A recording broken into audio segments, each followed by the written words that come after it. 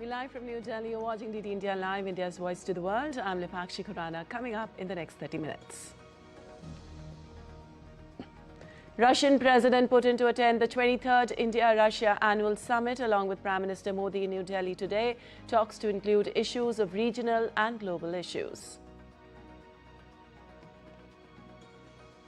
Prime Minister Modi extends a warm welcome to Russian President Putin in New Delhi, hosts a dinner, presents a copy of the Holy Book of Gita in Russian, says its teachings inspire millions. In a big win for Trump, a U.S. court allows National Guard deployment in Washington, D.C. to continue, pausing a lower court order that would have ended the deployment in the coming days.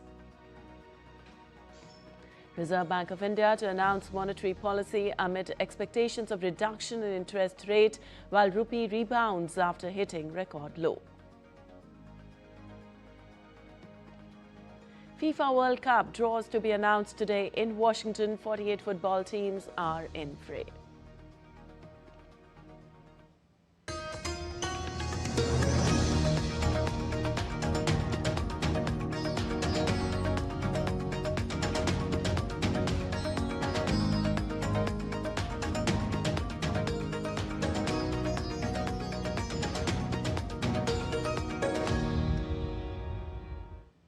And on to the details now. Russian President Vladimir Putin arrived in New Delhi for a two-day state visit at the invitation of Prime Minister Narendra Modi, marking the 23rd India-Russia Annual Summit. Now, this visit exemplifies one of India's most enduring bilateral relationships sustained through various conflicts. Our next report brings you more details.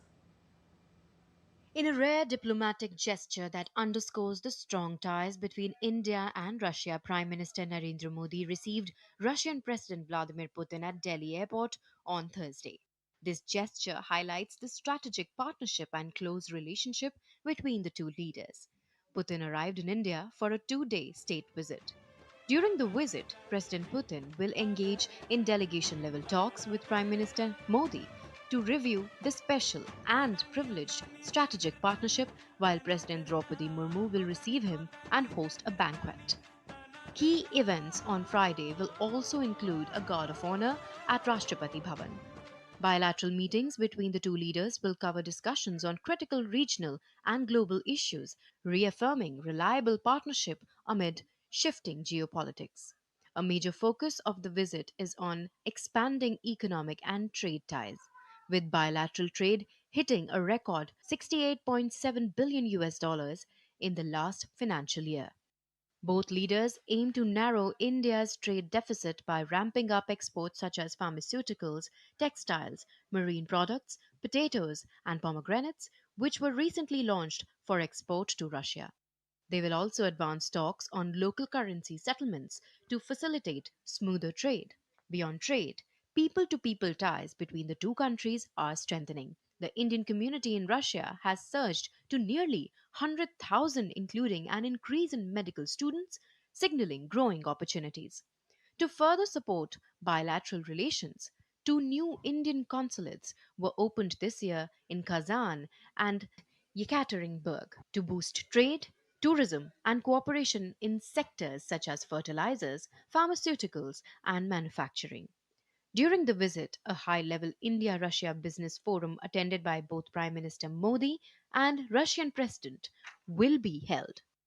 This forum brings together Russian delegates from infrastructure, transport, construction, agro-products, and fertilizer sectors, which are vital given Russia's supply of approximately 3.4 million tons of fertilizers to India, aiming to further elevate Indian exports and deepen economic engagement.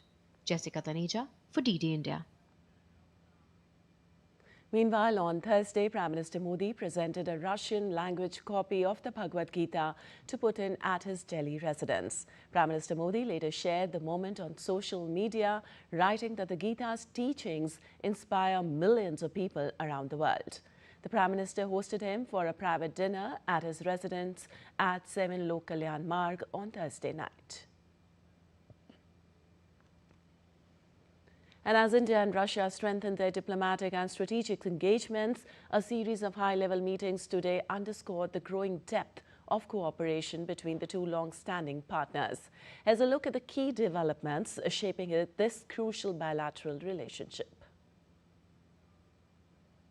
As Russian President Vladimir Putin begins his visit to India, the top leadership of both the nations engaged into a series of high-level discussions underscoring the growth depth of the Indo-Russian partnership. India's Defence Minister Rajnath Singh co-chaired the 22nd India-Russia Intergovernmental Commission on Military and Military Technical Cooperation with his Russian counterpart Andrei Belosov in New Delhi on Thursday. Rajnath Singh noted that defense cooperation between the two countries continues to progress at a healthy pace. Russia Bharat का एक time tested special privileged और strategic partner है और वर्ष 2000 में declaration of the India and Russia strategic partnership पर sign होने के बाद से हमारे बाइलेटरल डिफेंस कोऑपरेशन में काफ़ी बढ़ोतरी भी हुई है। ये अच्छी बात है कि इतनी जियोपॉलिटिकल अनसर्टेनिटी के बावजूद हमारा इंडिया रशिया डिफेंस कोऑपरेशन एक हेल्दी पेस पर चल रहा है और हमारे आर्म फोर्सेज पर्सनल और एक्सपर्ट्स के बीच होने वाले आउटकम ओरिएंटेड एक्सचेंज ने हमारे डिफेंस पार्टनरशिप के मोमेंटम को बनाए रखा है। Highlighting the strategic nature of the relationship, Belousov underscored India-Russia ties remain a key factor in maintaining balance in South Asia and contributing to global security. Our bilateral relations have a strategic character, and the partnership with India is a key factor for the balance in South Asian region and the global security in general. Earlier in the day, India's Commerce and Industry Minister Piyush Goyal, along with Maxim Oreshkin, Deputy Chief of Staff in the Russian Presidential Executive Office, addressed the India-Russia Business Forum in Delhi. Goyal said India's resilience and economic strength have helped it withstand global challenges. Despite all the global headwinds, India and our economy has demonstrated tremendous ability to withstand headwinds, shock, challenges. From a fragile 5 economy barely 11 years ago, we are today amongst the top 5 economies, soon to become the world's third largest GDP. While Oreshkin described India as the world's fastest growing economy. We see what significant results the Indian economy achieved over the recent years, becoming the most quickly growing economy of the world. The figures speak for themselves.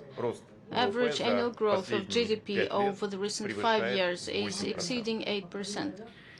With strategic dialogues, defense cooperation, and rising trade ambitions setting the tone, India and Russia look poised to elevate their partnership to the next level.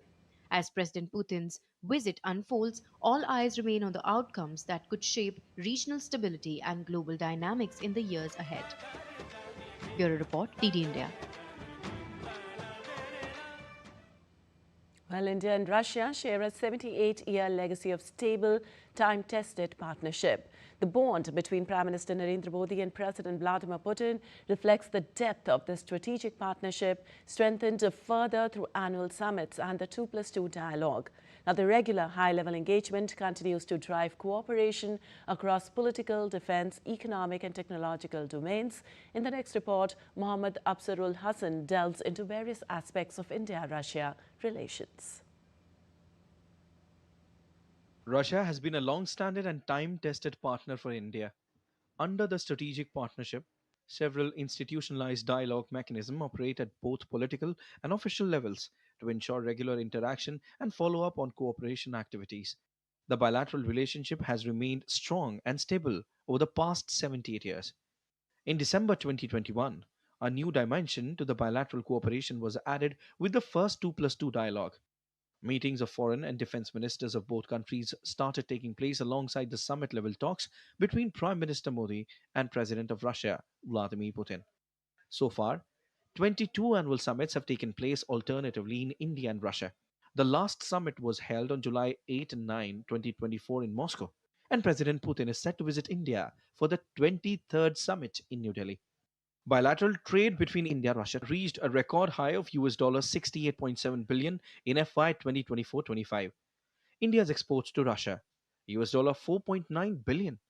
India's imports from Russia, $63.8 billion. Major items of export from India include pharmaceuticals, organic and inorganic chemicals, iron and steel, and marine products. Major items of import from Russia include oil and petroleum products, vegetable oil, particularly sunflower oil, fertilizers, coking coal, precious stones, and metals. The primary mechanism at the government level for enhancing trade and economic cooperation is the India Russia Intergovernmental Commission for Trade, Economic, Scientific, and Cultural Cooperation.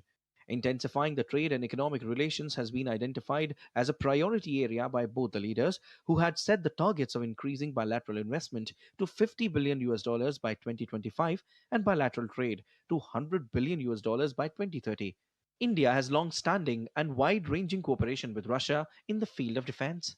India Russia military technical cooperation has evolved from a buyer seller framework to one involving joint research, development, and production of advanced defense technologies and systems. RM and Russian Defense Minister co chaired the India Russia Intergovernmental Commission on Military and Military Technical Cooperation.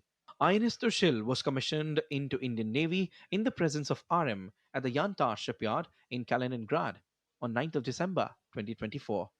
On 28 March to 2nd of April 2025, the bilateral naval exercise Indra 2025 between Indian and Russian navies was conducted in two phases: harbor phase at Chennai and sea phase in Bay of Bengal. Science and technology has played a key role in the bilateral India-Russia partnership, especially in the early days after India's independence. India and Russia work together on basic sciences, materials science, mathematics, and cutting edge areas like India's manned spaceflight program Gaganyaan, nanotechnologies, etc. India's only nuclear power plant established with another country is in Kundankulam in Tamil Nadu, which is established in collaboration with Russia. The bilateral cooperation is guided by the new roadmap for science, technology, and innovation signed during the 21st Annual Summit in New Delhi in December 2021. In 2024, Prime Minister Modi was conferred upon Russia's highest state decoration, the Order of Saint Andrew the Apostle, the first called for Prime Minister's outstanding contribution to India-Russia ties. Apart from arms and trade, cultural ties from Russia's love for Indian movies to scholarship programs and tourism have helped the two nations to maintain strong relations despite ups and downs. Around 63,000 people of Indian origin live in Russia. Mohammad Absarul Hassan reports for DT India. And moving on to the updates from Indian Parliament now, the winter session of Parliament will witness question hour and 0 hour. Apart from it, parliamentary committee reports related to various ministries are also listed for the day. While in both upper houses, that is Rajya Sabha, and lower house, that is Lok Sabha, surrogacy bill, sexual harassment of women at workplace, People's Representatives Bill, cyber crime and food security bills are listed for today. Looking at Lok Sabha's legislative business, health security and national security cess bill has been listed for today. Besides, private members' legislation on issues ranging from mental health, agriculture, sports and education are also listed for today. And still to come in this edition of DD India Live. US strikes on suspected narco trafficking vessels.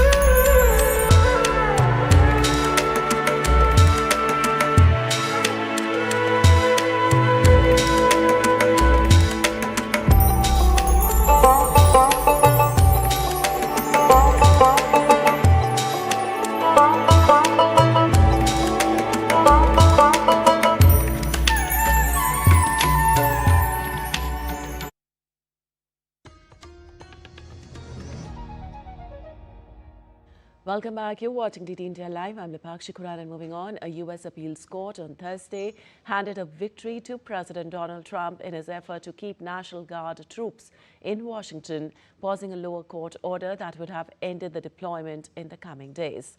Now, in a written order, the U.S. Court of Appeals for the District of Columbia Circuit lifted an injunction that said the troops needed to leave the nation's capital by December 11th. The D.C. Circuit's order, which is temporary and does not address the merits of the case, allows Trump to continue a deployment he began this summer and has ramped up in response to a November 26 shooting of 2 National Guard members near the White House. The order came in a lawsuit filed by District of Columbia Attorney General Brian Schwab, a Democrat and the capital city's top legal officer.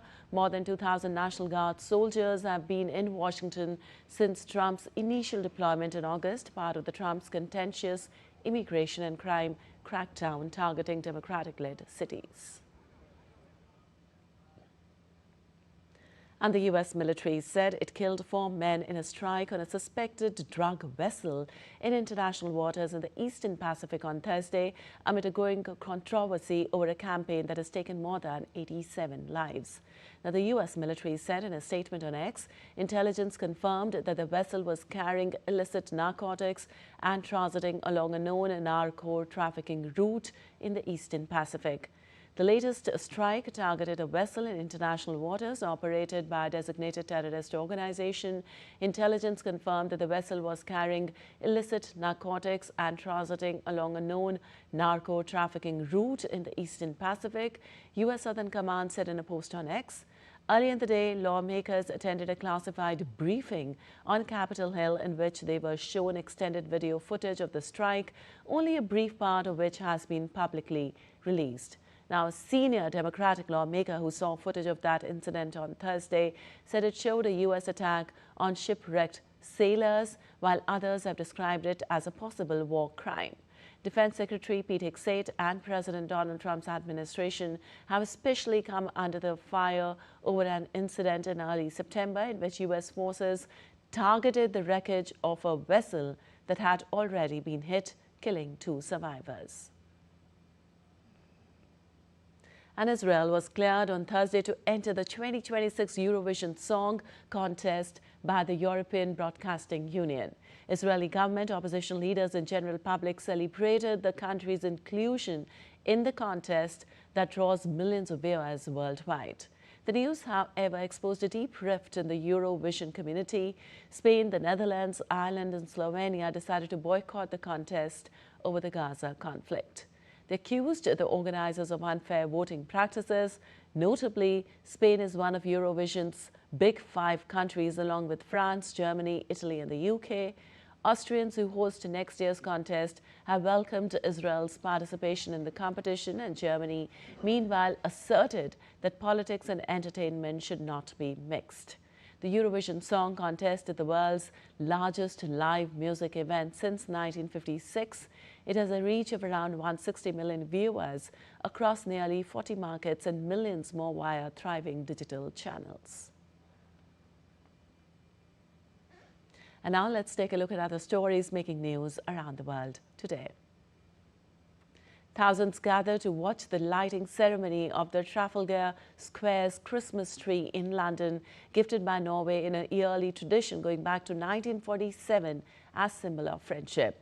The lighting ceremony takes place on the same day the UK and Norway unveiled a new defence pact. There's a glow in the air from a star above. In London, Battersea Power Station has opened its festive ice rink for the 4th year, offering visitors 3 interconnected rinks wrapped around a giant Christmas tree. And this year features the city's only 200-meter illuminated skate trail, along with themed sessions and festive carousel. The historic power station, now transformed into a vibrant public space, will host the attraction.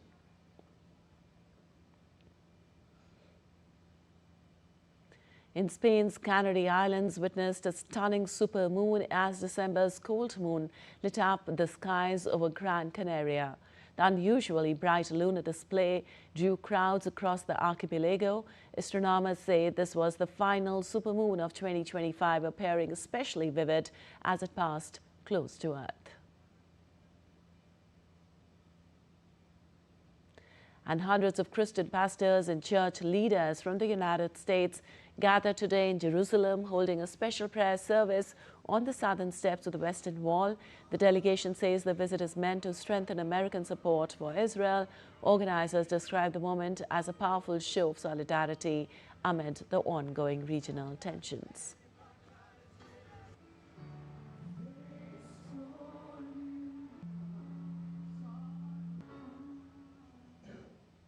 And on to some business news now. The Reserve Bank of India will unveil its bi-monthly monetary policy decision today, with Governor Sanjay Malhotra set to announce the outcome of the Monetary Policy Committee's three-day meeting. MPC, chaired by Governor Sanjay Malhotra, began the bi-monthly meeting on Wednesday, December 3rd.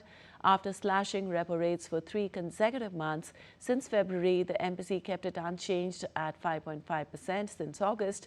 Governor Malhotra had indicated last month that there was scope for further reduction. The RBI is also expected to upgrade its growth forecast after stronger than expected first half numbers. The Indian rupee rebounded on Thursday after touching a new all-time low against the United States dollar, with traders attributing the recovery to likely intervention by the Reserve Bank of India in the foreign exchange market. The Reserve Bank of India typically intervenes in the currency markets to moderate excessive volatility rather than to target a specific exchange rate. Such actions can involve selling dollars from its reserves or using derivative instruments to influence liquidity. And on to some sports news now. England finished the first day of the second Ashes Test against Australia 325 for 9 at the Gabba, Brisbane on Thursday. Having lost the first game by 8 wickets in Perth, the visiting side bounced back with a better show at the start of the second match. Joe Root scored an unbeaten 135, while opener Zach Crawley contributed with a 76. Jofra Archer, unbeaten on 32 of 26 balls, was the batter with Root in the middle when umpires called for stumps on day one. For Australia, Mitchell Starc stood out with figures of 6 for 71.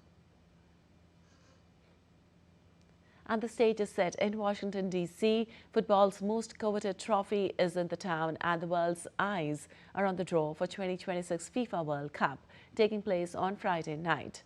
With 48 teams and several debutants, the event will confirm the group stage lineup and set the tone for the tournament. Here's more. The FIFA World Cup trophy has arrived in Washington, D.C., touring the U.S. capital ahead of Friday night's much-anticipated final draw for the 2026 World Cup. The former England captain will conduct the first-ever 48-team final draw, supported by a remarkable lineup of sporting icons, Tom Brady and Shaquille O'Neal, each assigned to one pot to pull teams from Group A to L. The expanded 48-team tournament will be co-hosted by the United States, Canada and Mexico from June 11 to July 19, 2026.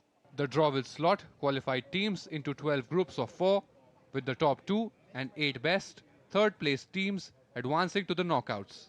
42 teams have sealed qualification, while 22 more remain in the playoff race for the final 6 spots. Hosts USA, Canada and Mexico are placed in Pot 1 alongside top-ranked teams Spain, France, Argentina, England, Brazil and Germany. Pot 2 features Morocco, Croatia, Colombia and Japan, while Pot 3 includes Norway, Egypt and Ivory Coast.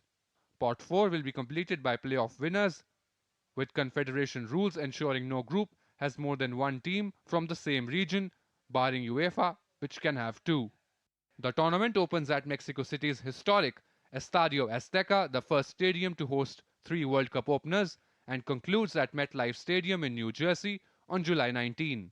Canada and Mexico will host 13 matches each, while the remaining games will be spread across 11 US cities. We are in the 21st century and we have to shape the Football World Cup of the 21st century. It's not anymore the 20th century, it is the future.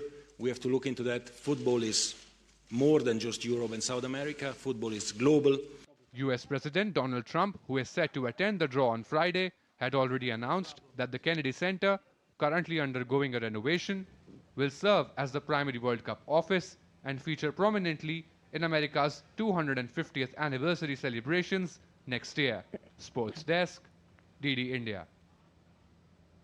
And the streets of Varanasi buzzed with extraordinary displays of affection and hospitality, combined with ancient rituals as a warm gesture to welcome Russian President Putin.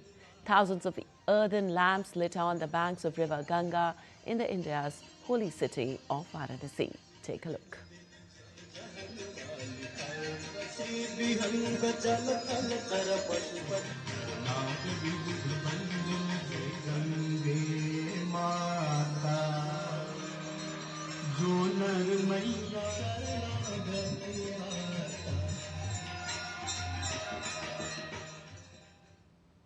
All right, that's all for this edition of DD India Live. But let us know your thoughts on the news of the day.